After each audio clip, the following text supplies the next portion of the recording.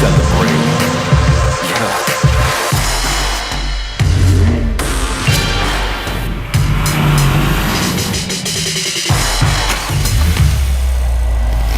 Let's go.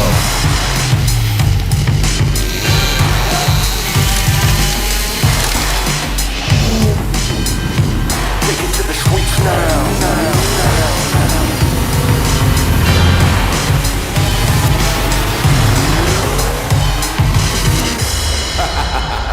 Like it or not, you're getting one hell of a chance at life. I hope you like it. Poetry in motion toward the palace of the future thrill. Addicted to the pleasure of being a ruler.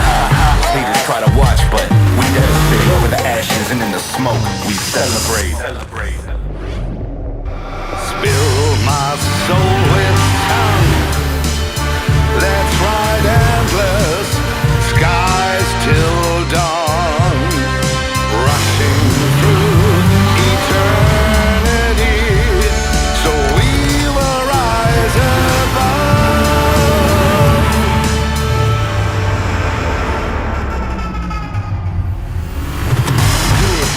Take it to the streets now.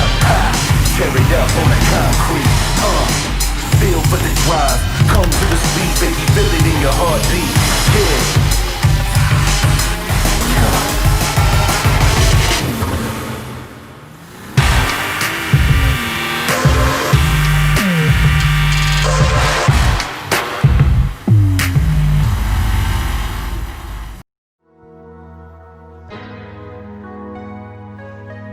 I'm here with two amazing cars, the new M3 and the new M4, in fantastic colours. But to talk us through these cars, the product manager for them, James Thompson. This is our 6th version of these. It's 35 years since the first version came out, and this is the best one yet. This is a performance car, but it's got to work on the road and on the race circuit as well. And more importantly, it's got to look like an M car. When I look at the front, I see quite a lot of carbon fibre as well.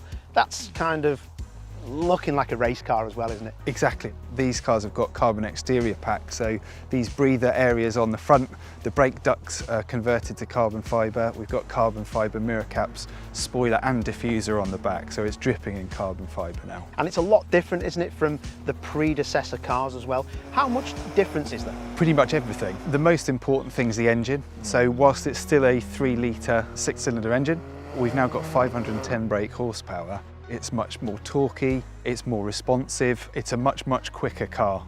Importantly though, it still sounds amazing. We've made the chassis a little bit stiffer.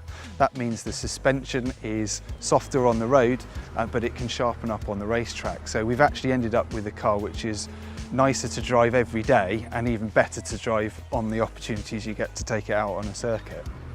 Both cars now have 510 horsepower, so we have a competition version of this car for the UK market. It's now an 8-speed ZF gearbox, but it's heavily tuned. The ratios and the programming of it are very specific to these cars.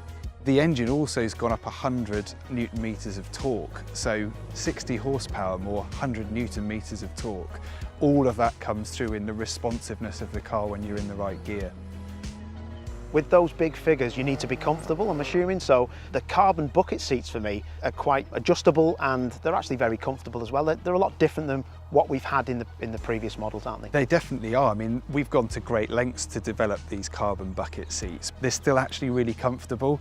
These are the ones I'd pick to drive in every day and also for when I want to take it on a track. They're absolutely mega.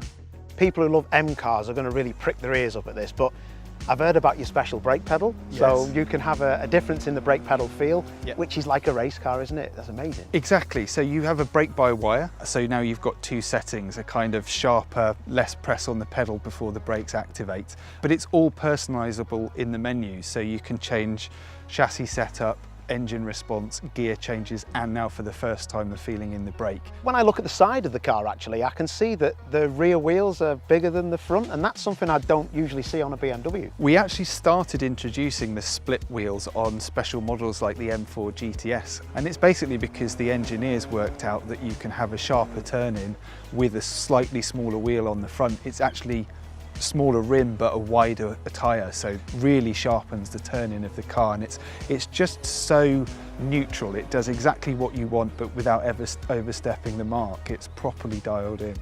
With these cars, they will come in different body styles as well, won't they? Yeah, we've got the Saloon and the Coupe here, so these cars are going to be available from March 2021. There's a convertible version of the M4 coming a little bit further into the future, the very first M3 Touring as well. So all in all, a fantastic car on the road, but if you fancy a little lap round the track, this is the car for you, either of them. Definitely, that's what an M car should be. It has to do both of those things and it has to do them well.